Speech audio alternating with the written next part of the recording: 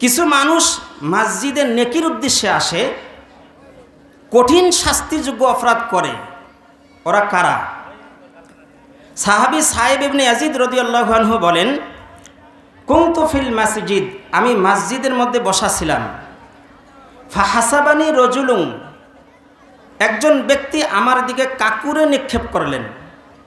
ফানাজারতু, আমি তাকিয়ে দেখি, ফাইজা উমর ইবনুল খাত্তাব রাদিয়াল্লাহু আনহু, উনি হচ্ছেন আমিরুল মুমিনিন হযরতে উমর ইবনুল খাত্তাব রাদিয়াল্লাহু আনহু।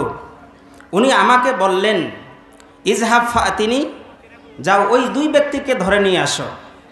ফাজিতুহু বিহিমা, আমি তাদেরকে ধরে নিয়ে আসলাম। ওমর ইবনুল খাত্তাব রাদিয়াল্লাহু আনহু ওই দুই ব্যক্তিকে বললেন, মিন আইনা আনতুমা, তোমরা কোথাকার অধিবাসী? তোমাদের বাসা কোথায়? কোথা থেকে তোমরা এসেছো? তারা বললেন, মিন আহলি তাইফ, আমরা তাইফের অধিবাসী।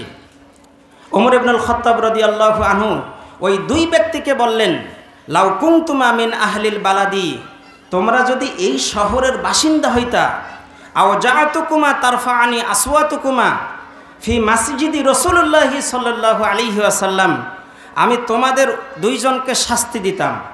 কেন জানো? তোমরা মসজিদে নববীতে উচ্চ স্বরে কথা বলেছ।